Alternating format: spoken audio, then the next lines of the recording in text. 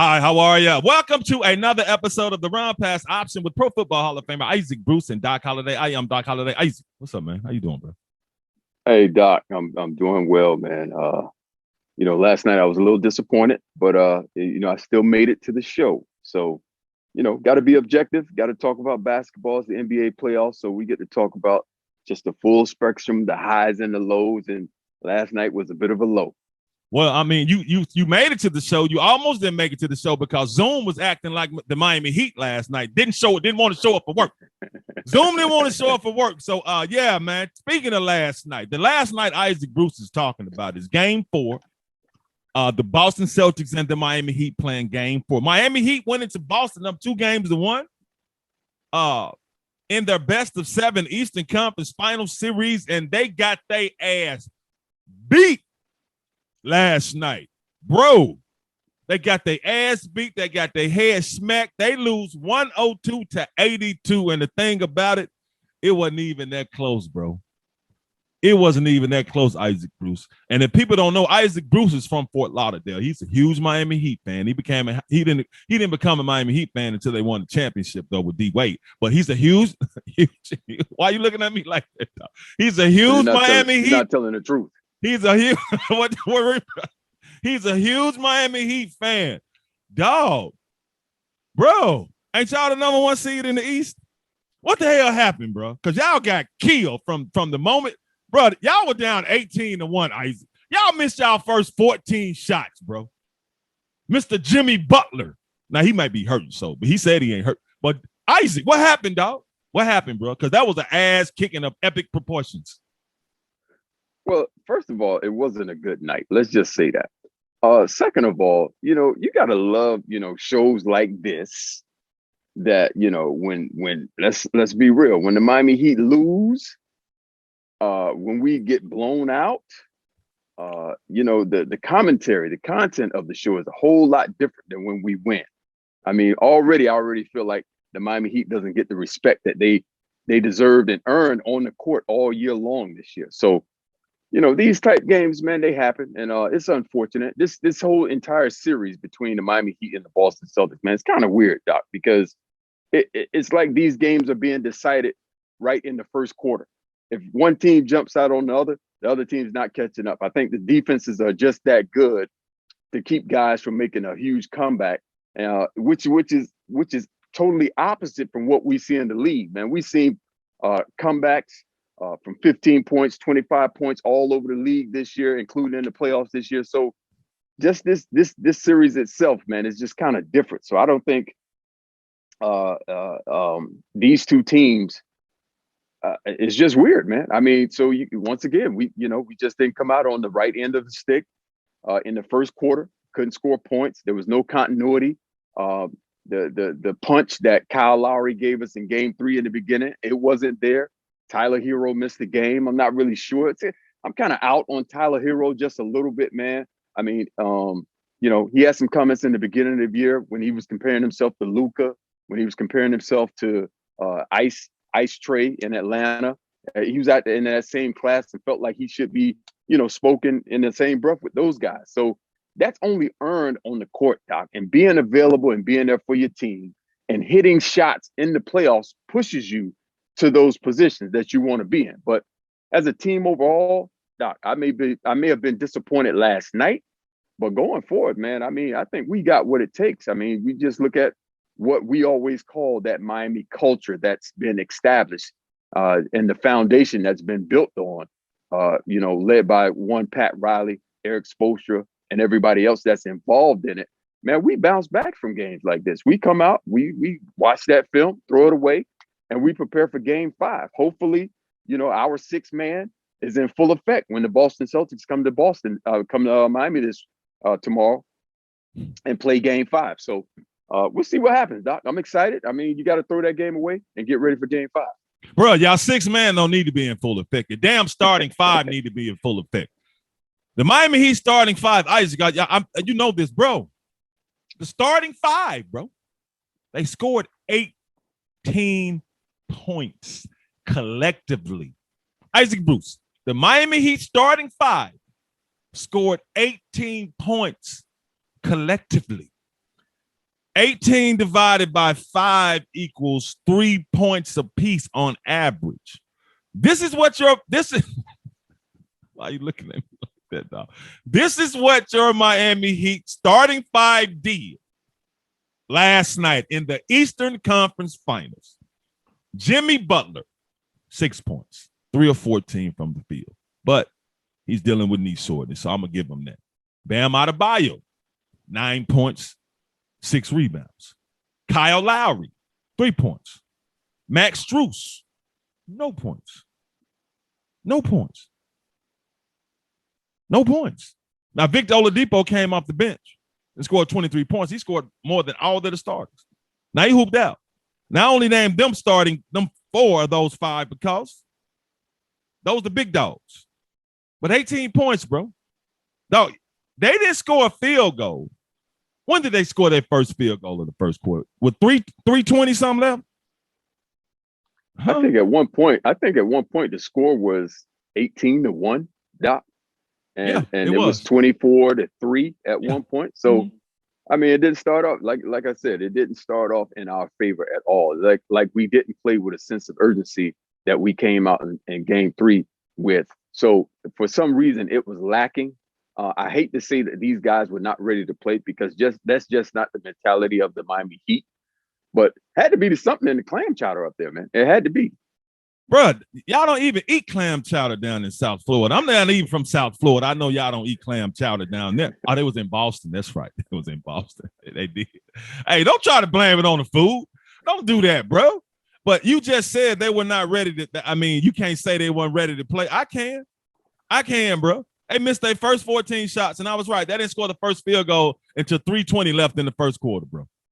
By that time, Jason Tatum, they even let Derek White put them to sleep. Marcus Smart set out the game because he was hurt, twisted his ankle. So they didn't even have the defensive player of the year. Derek White put 10 on y'all.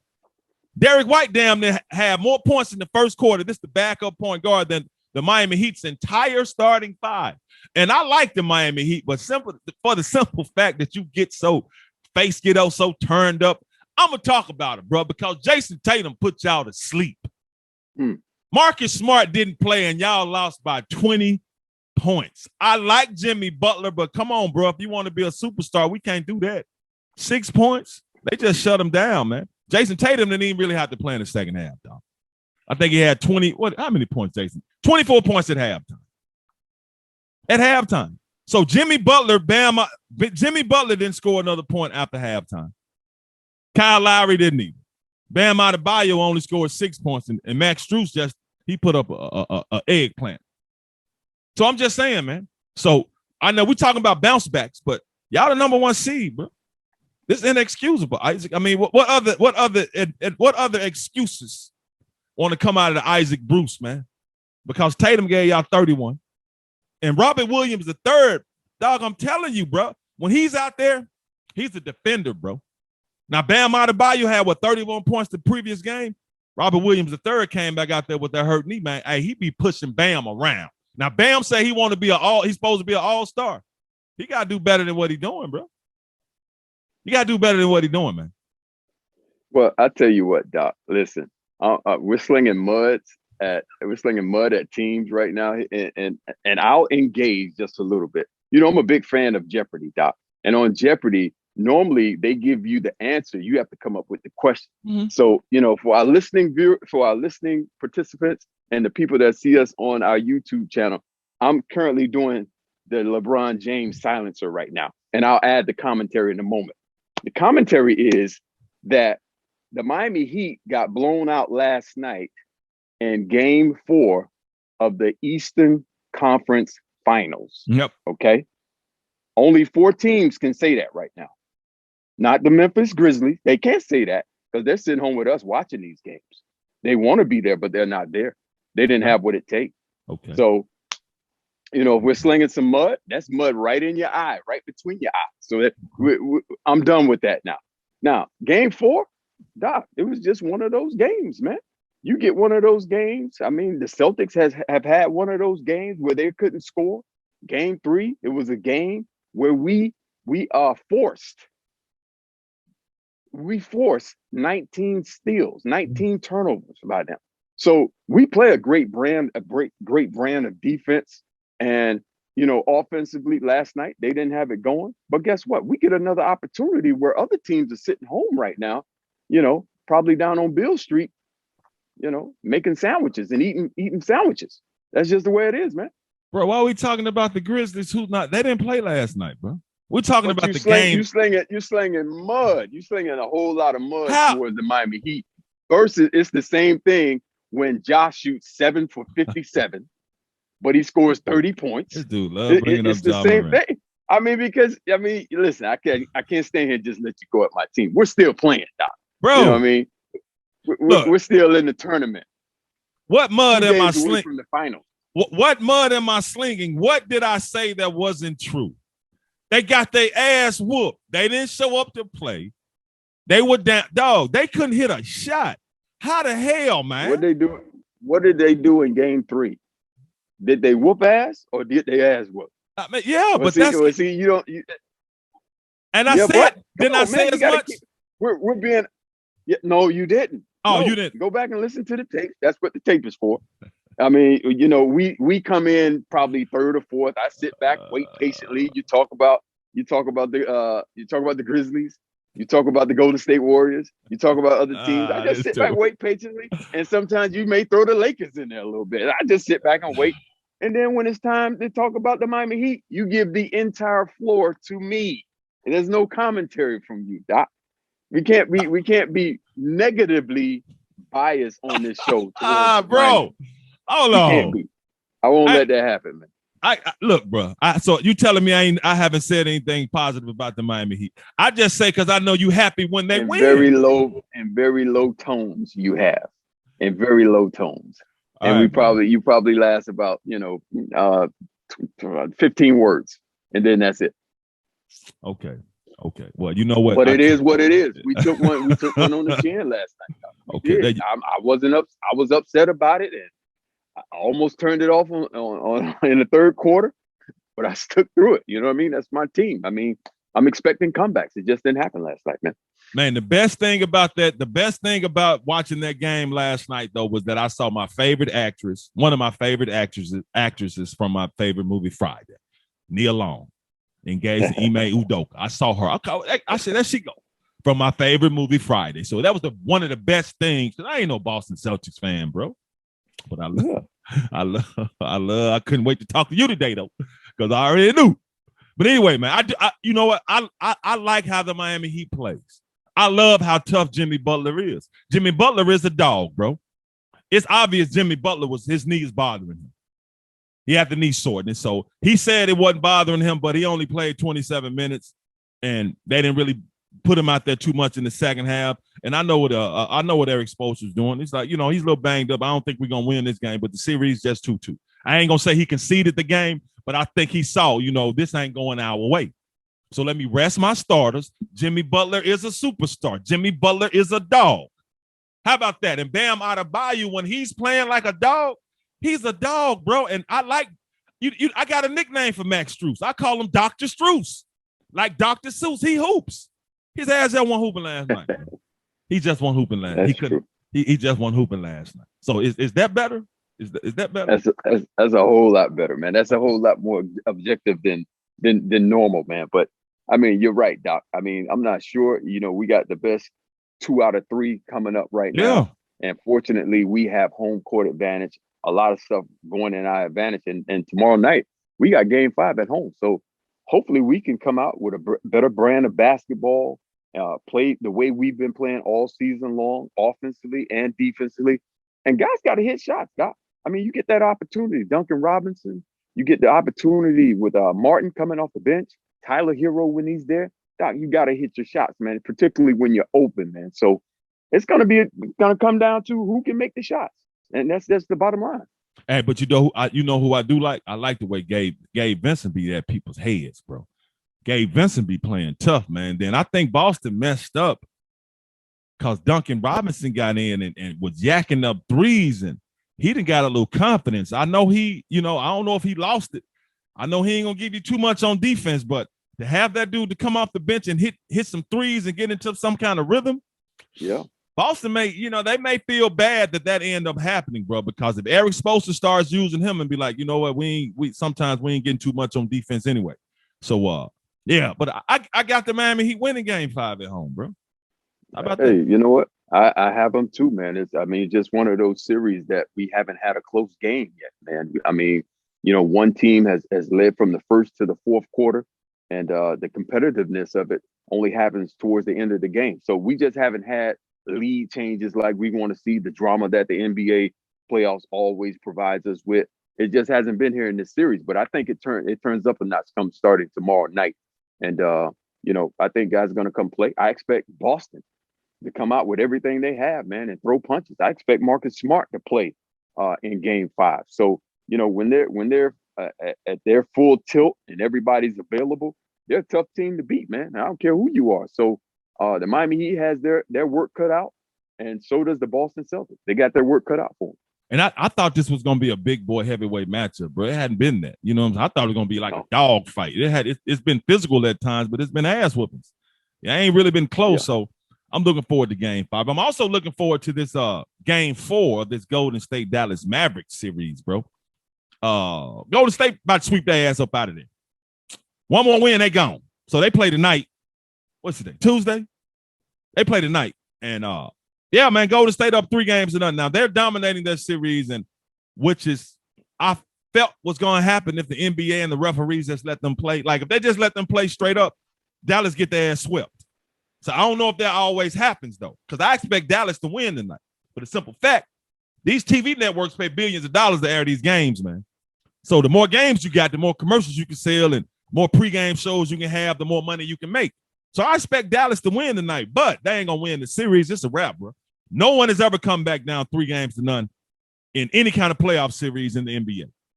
None. And I don't expect it to happen. But what I'm looking at, though, is that what we're seeing is people have been ready to elevate and put Luka Doncic on this, as one of the Mount Rushmore.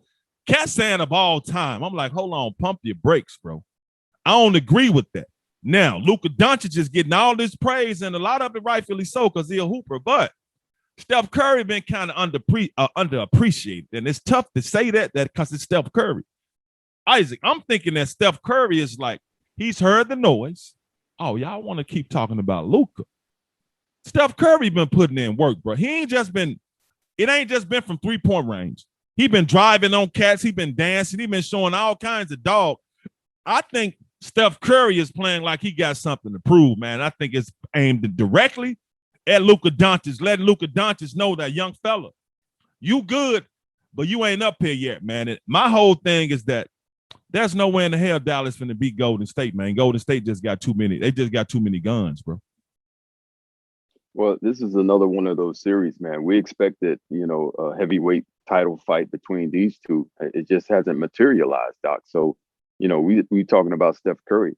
I mean, you talking about a bona fide superstar, a guy that's changed the game, a guy like Wilt Chamberlain who changed the game, Michael Jordan who changed the game. He changed it with his shooting. So he's definitely one of those guys. And as far as being under, I think at times he is. At the same time, I think he's very well appreciated for what he does and what he has brought to this game, man. His level of shooting, his level of confidence, his willingness to be unselfish. I mean, we just look at the era where the Golden State Warriors brought in Kevin Durant. I mean, for him to give up that number one spot to Kevin Durant and allow Kevin Durant to be the closer of the team, to be the guy to make the shot when the shot was needed.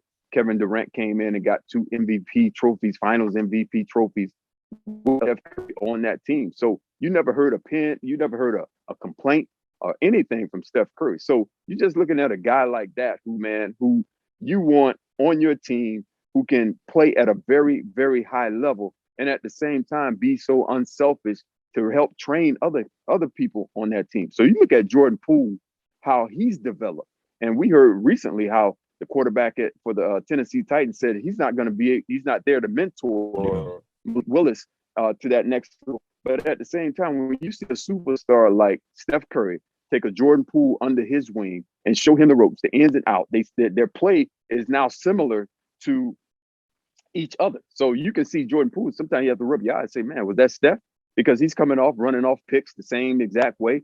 And who you think he got that from? He got that from Steph Curry. So just one of the most unselfish guys, and definitely sitting at the top, man. The only in history NBA MVP unanimously. So definitely he's still I don't think he's maybe hitting his prime right now, Doc, but I don't see him going anywhere anytime soon. I don't, man. That's the thing about it. When he added Kevin Durant, man, it actually added a couple of years to Steph Curry's career because he's like, I ain't got to go all out. At least while I got KD, you know, with Clay, I got it. But with KD, go ahead on, man. You're going to add a couple of years to my career. That means a couple of more hundreds, tens of millions of dollars. So, and you're right about Steph Curry. When anybody who wants to criticize Steph Curry, he has started the game because Cass wasn't doing all that dribble between the legs, step back, shooting from 34 feet until Steph Curry was doing it. Now, that's a part of a lot of people's games, man. Trae Young is a young superstar, and I guarantee you he formed his game after Steph Curry. So I just like the fact that Steph Curry is implementing his greatness again for cats who was ready to give it to Luka Doncic. But once again, I expect Dallas to win Game 4 because I'm just NBA their asses are getting 5 or 6 games out of this series. They got to because they, you know, TV they pay too much money to be getting these sweeps for real, bro. Well, you know, after Game 3, I felt like, you know, the Dallas Mavericks, Coach Kidd, Luka Doncic, in their press conference, Doc, it's like they just, you know, conceded it, man. But here's the thing, man. You know, after this season, what do you do? What do you add to the Dallas Mavericks to take them to the next level? And are they willing to? And I say, are they willing to really aim at Luka Doncic, man? Because he holds the ball. He's a ball stopper. He plays the same way as James Harden. He plays like a young Carmelo Anthony. Yeah. You make me think that he's concerned about points more than about winning. So that's just from his style of play. And another thing I'll say, Doc, he's one of those superstars who comes in the camp and has to plays his way into shape. So I don't think he's wholeheartedly about ball like the great Kobe Bryant or the great Michael Jordan. They're always thinking about how can I get to that next level? Do I have to go through the weight room? Do I have to grow on this track and get my wind up? Do I have to change my level, my diet, my nutrition to take it to the next level? And is he willing to do that? He talked about learning. He's still learning. Luka Doncic did. But what things are you learning? To me, you seem to have everything on the court that you need. But the things off the court, they're starting to affect you on the court. You're 23, you come in overweight, you don't look like you're in shape. You have to play your way into shape. You stop the ball. Those things right there, Doc, they put you in a category of one of those superstar players that has a lot of points, but when it comes to having rings on your finger, they're just not there. I mean, you make a great point because he is about points. He is about stats because he getting that rock, man. He ain't trying to pass that joint. And you got cats like Jalen Brunson, and Jalen Brunson is a hooper. He's the point guard. So you right. I mean, you make an excellent point. Excellent point, Isaac. And you know who else is making an excellent point right now? Kyler Murray. Kyler Murray, the Arizona Cardinals quarterback, they were like, you know, we got voluntary OTAs. Kyler Murray's like, okay, I got the email, I got the schedule. Okay, I won't be there. Well, we got mandatory OTAs. That's fine too, but I probably won't be there. Kyler Murray looking to get that loot, man.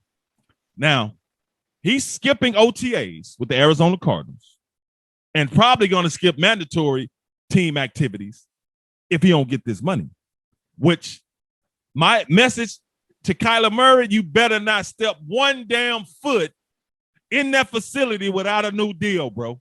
I don't care what anybody. Now, I heard Marcus Spears say he should show up. He should show up, show he a team player.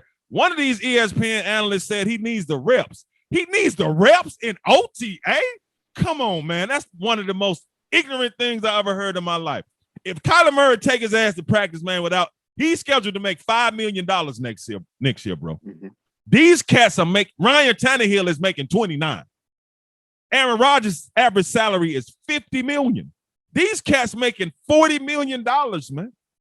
And he's set to make 5, and they said he should go to practice, man. Oh, man, their ass, I wouldn't even let their ass see me on social media, bro. They couldn't see me, period. They couldn't see a picture of me. Don't even think of me until you give me my money, bro. Well, Doc, here's what I think they should adopt. They should adopt the BOTAs. That's what they should call them because it's voluntary. Yeah. Okay, it is voluntary, particularly for a guy like Kyler Murray. Okay, let's just look at the script here. We're talking about an offense that was built around this guy, a coach that was brought in specifically for his skill set, and the head coach that they have. They brought it all in for him. So Kyler Murray knows that offense, that air raid offense, inside and out. He knows where the balls are supposed to go. When he ad libs, he knows where everyone is. When he has to run the ball, he's a 4-3. So I mean, his weapon, his skill set is what it is as far as this offense is concerned. Now, if they had a coaching change and bringing in new staff and thought about switching the offense, yeah, Kyler, be there. Now, I do believe in some people having leverage and choose to hold out. That's their prerogative. I also believe in holding in, Doc. I'll come, I'll be around, but I'm not practicing. I'll sit in the meetings. I'm not gonna participate out there on that field until I have a new contract. Man, that's just the bottom line. And you look at everything that Kyler Murray has brought to the Arizona Cardinals since being drafted first overall by them out of University of Oklahoma. They've had playoff appearances. They had 10 plus wins. He's made 2 Pro Bowls. He's been considered for the league MVP up until the time when he got hurt. The last 2 seasons, they haven't finished strong, but they have really been a force to be reckoned with in the entire NFC conference. All this is under Kyler Murray's watch. So before he was there, Doc, they were non-existent. They were going through quarterback after quarterback. They drafted a quarterback out of UCLA at number 10. And the next year they draft Kyler Murray, got rid of him. So now the organization is stable as far as the quarterback situation is concerned. And Kyler Murray wants to get paid. I think he has all the leverage in this situation. And Doc, I'm like you. Get paid before you go practice. But for me, if I was him, I'd go in. I mean, I'd be showing my face. I sit in the meeting rooms, but I'm not going on the football field. Well, bro, you could twist the ankle walking from meeting room to meeting room. Anything can happen, man. You could tear ACL. If you do that on their property, they are liable. Okay, so but that's the whole contract. But they don't have to sign you to this deal. They're gonna exercise their 5th-year option. And I'm looking at an article. He's set to make $29 million. That's next year. This year he's set to make $5 million, man. That's don't be trying to throw. They trying to throw people off with that crap, and he's still underpaid. You know what I'm saying? This the offensive rookie of the year, 2-time Pro Bowler. I can't believe that this person said he needs the reps. He needs the reps in an offense he's been in. Nobody need no damn reps in no OTAs, man, but rookies, man. 2nd, 3rd young players. Like Isaac Bruce don't need no damn reps in no OTAs, man. For what? In May? You crazy as hell, man. So Kyler Murray, you better not take your little Oklahoma Sooner Heisman Trophy winning ass out here without a deal, bro. You better not. Yeah. So if you was in Kyler Murray's ears, that what you tell him, bro? I tell him that, and if I was in his shoes, I definitely keep my leverage. Like a good defensive back always says, make sure you keep your leverage. So hold on to your leverage, man, and just make sure they pay you. I mean, that's the bottom line: is getting paid, getting a new contract. It's fun to play football, Doc, but the bottom line, these are businessmen on both sides of the table. Make sure you take care of your business before you go out there and risk bodily harm. And Deebo Samuel the same way, man. 49ers still haven't signed him to a new deal yet. And Deebo like, hell, I ain't coming out there. And I don't understand. Doc, I don't understand what the hell they doing, bro. Now, you said you don't want to trade him, but you don't want to pay him. If I was Deebo, I'd be like, man, if y'all don't want to, I'll sit out a whole year. I'll keep my body fresh. I won't go back out there. Now, see, with Deebo, I don't understand that either, but I damn sure understand what Kyler Murray is talking about, Arizona Cardinals. Because, Isaac, didn't they get Cliff Kingsbury an extension? They extended the damn head coach. He and the general manager got an extension. Absolutely. So they're all tied at the hip, all 3 of them. So absolutely, everybody's getting broke off. And Kyler Murray sees that. Not only does he see his contemporaries in other states and other teams, quarterbacks getting paid, but you see the very guys that you see every day that are responsible for bringing you there and building the offense around you, getting taken care of. Guess what, Doc? You want to get taken care of too? Yeah, you want to get taken care of. And before I go, I want to give a real good I remember our guy, one of our former teammates, good friend of mine, OLP. Lawrence Phillips used to go through this. I ain't getting no signing bonus. I ain't getting he's screaming all the time. They ain't giving me no signing bonus. So hey, man, for real, because that can affect how you feel. And, I mean, especially, man. Come on, man. This your goddamn foundational quarterback, man. This your franchise quarterback. So Kyler, you better not take your ass out there, man, till they pay you, bro. I mean, I'm telling till they give you that loot that's averaging up there with your ass. You deserve at least $6-7 million more than Ryan Tannehill. He get 29, man. Kirk Cousins goddamn 40. I think 30 or 40. Come, hold on. Let me look at my notes. Like, get up out of here. Kirk Cousins, $35 million a year, bro. Average. Jared Goff, $33.5 million a year. Average. Carson Wentz, $32 million a year. Average. Jimmy Garoppolo, $27.5 million a year. Average. Matt Ryan, $30 million a year. Average. Josh Allen, $43 million a year. This they average now. Dak Prescott, 40. Aaron Rodgers, 50. Patrick Mahomes, 45. So you're saying that's what they average, not calling them average. No. Average quarterback. Yeah. I'm sorry. Okay. Yeah. All right, let me repeat that. Average salary, because they not average. That's why you look. Okay. Let me start over. The average salary of these quarterbacks, Aaron Rodgers averaging is $50 million a year. Patrick Mahomes' average salary is 45. So that's what I was saying. The salaries, that's what they average, not the quarterback. No, well, some of them great. All of them in there ain't great. Kirk Cousins ain't great. He just good. Tannehill, I don't even think he good. Carson Wentz, he ain't good. He's average. So if average quarterbacks are getting paid that, and Kyler Murray's average salary is $8.9 million, yeah. Ain't no way in the hell they expect that dude to go out there, man. Come on. No. How can you even look at him and expect him to come looking at them numbers? Come on, bro. But anyway, anything else you want to add, Isaac, man, before that's it, man. I mean, we give our listeners an opportunity or a lesson on leverage. Doc, that's what it is right now. Kyler Murray, he has the leverage, and it's like he's holding the Arizona Cardinals' feet to the fire right now. So he has to get paid. I think this is something that they have to resolve. They have to agree to a certain number.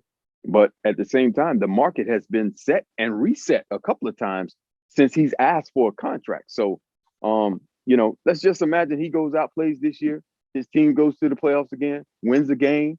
And now you're really on the hook, because what would have been a certain number here is probably going up 10 or 15 plus million. So it's an interesting, great place to be if you're Kyler Murray. I mean, it's only 32 of these jobs in the United States of America or in the world. So he's in a very fortunate place to keep his leverage and show people how to do it.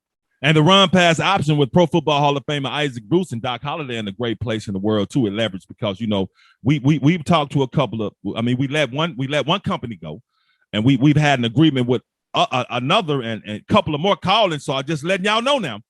Yesterday's prices are not today's prices, because the run pass option is gaining traction and gaining popularity. That's because of our listeners. So I appreciate that, man. But that's going to do it for another great episode of the Run Pass option with Pro Football Hall of Famer Isaac Bruce and Doc Holliday. Until next time, we are out.